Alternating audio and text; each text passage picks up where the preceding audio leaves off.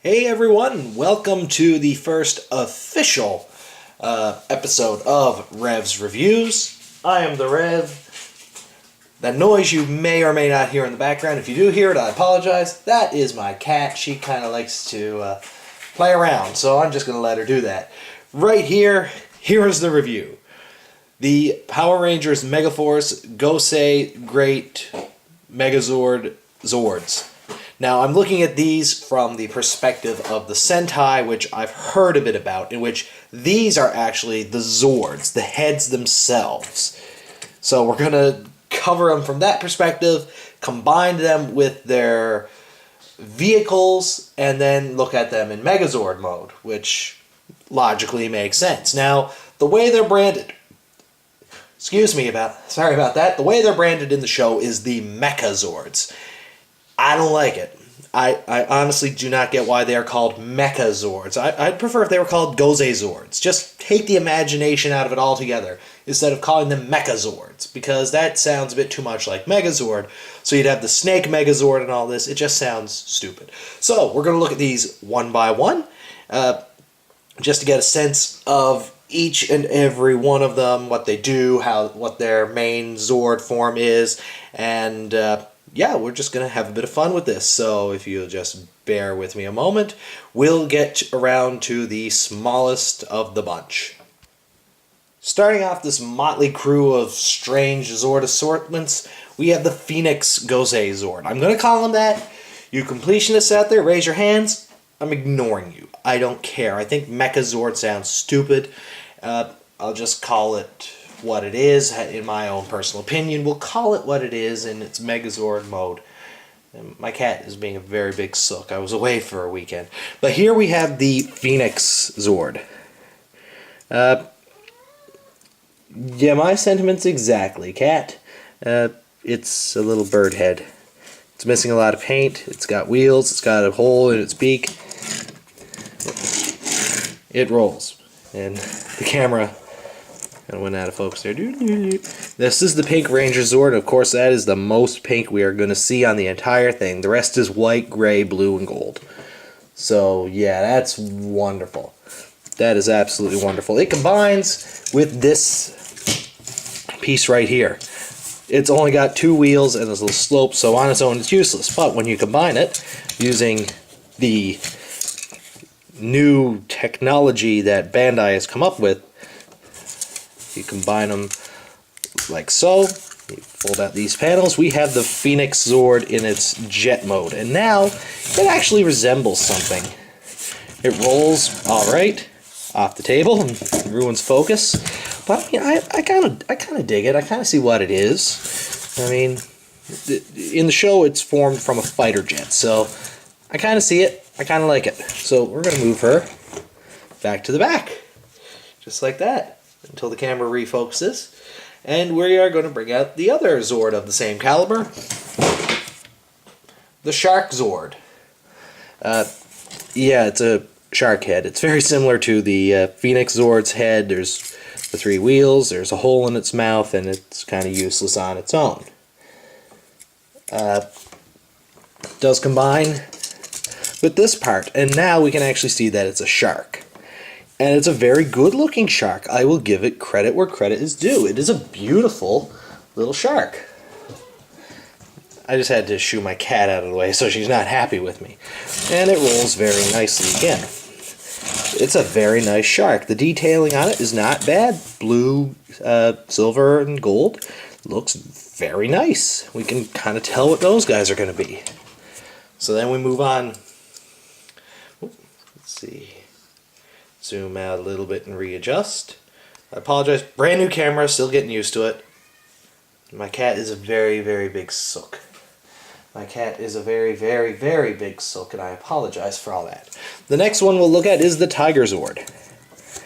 On its own, again, it's just a head. It's just the top.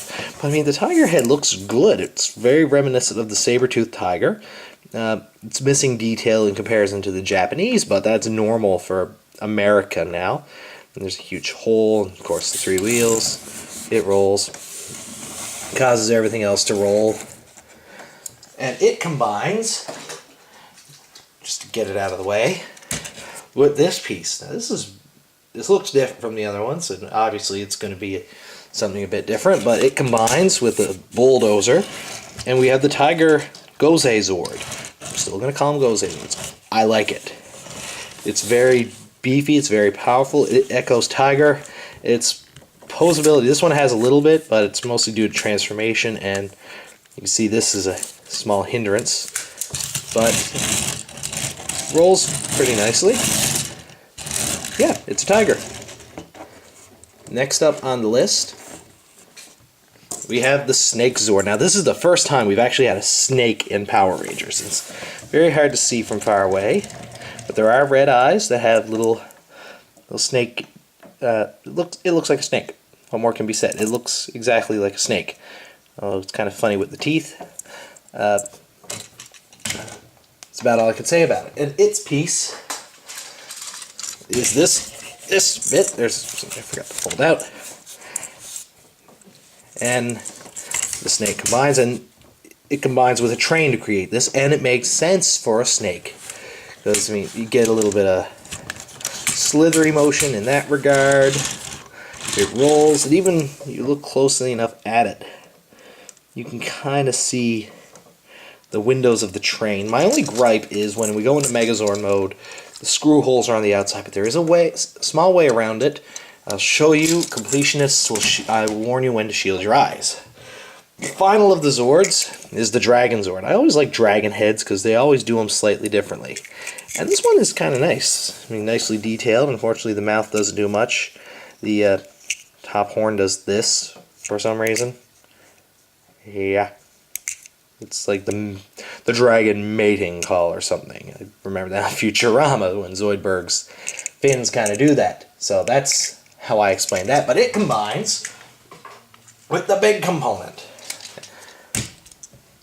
This entire piece. Now, in the show, this is like a freight plane, a passenger plane or something. And it combines, well, obviously, thusly. And this guy is huge. And, I mean, your primary articulation of this guy is obviously the wings. Obviously. So, he rolls. And because of the nature of my table, it rolls very, very nicely. But on the whole, these guys look pretty good. They're nice and vibrant. They're colorful. So right now, we are going to get ready for the transformation sequence. So to start the transformation sequence, you want to keep Tiger from rolling away on you. You start with Snake and Tiger. You want to take Tiger, and you see there's a hole in Tiger's butt, and there's a tab on Snake's butt. For whatever reason, they thought this was a good idea. So, combine them, and there, done. No, I'm just kidding.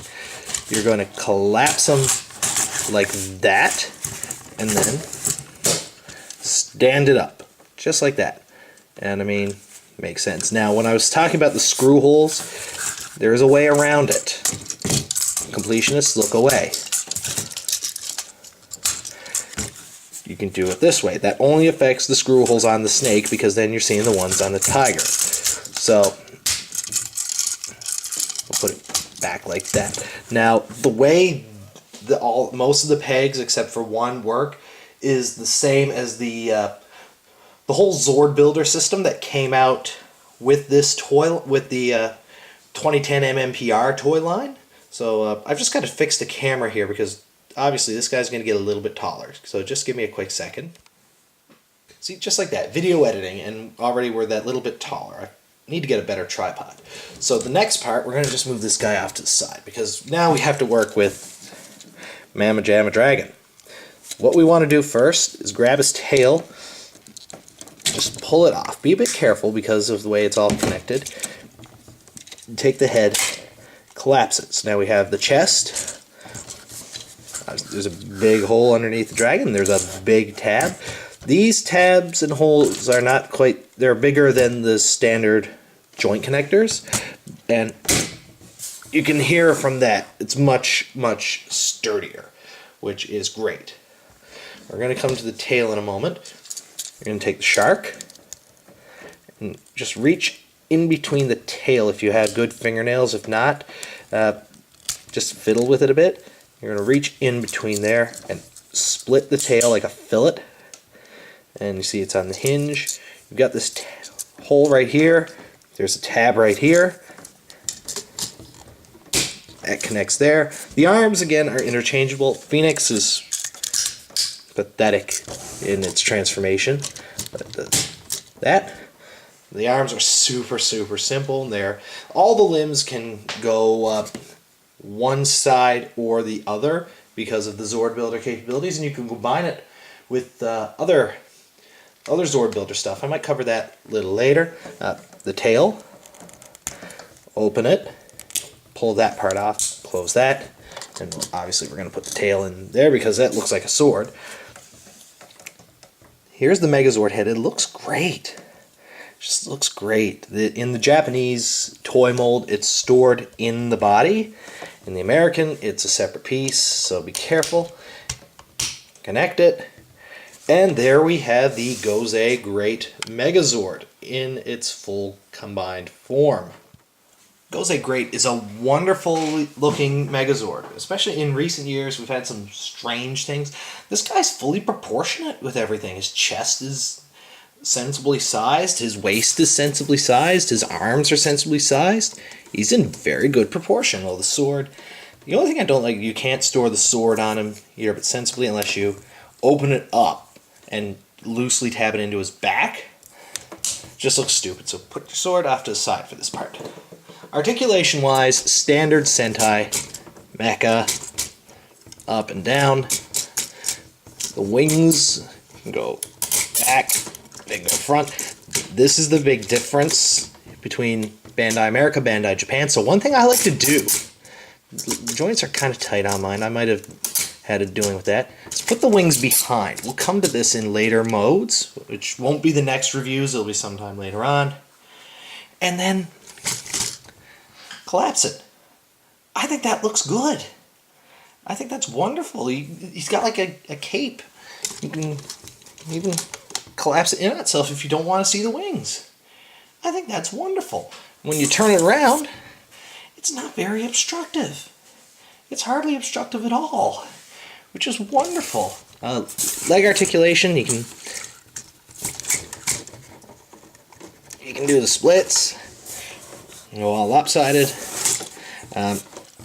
You get a little rotation, but I don't recommend doing it because sometimes that'll get things a bit loose. But then when you move the wings back, you get your standard 360 arm articulation. Overall, I'll put this thing back in normal because people who are screen accurate perfectionists are going to be mad at me. So I'm going to put the wings up a little bit just to spite you people. Overall, this guy is wonderful.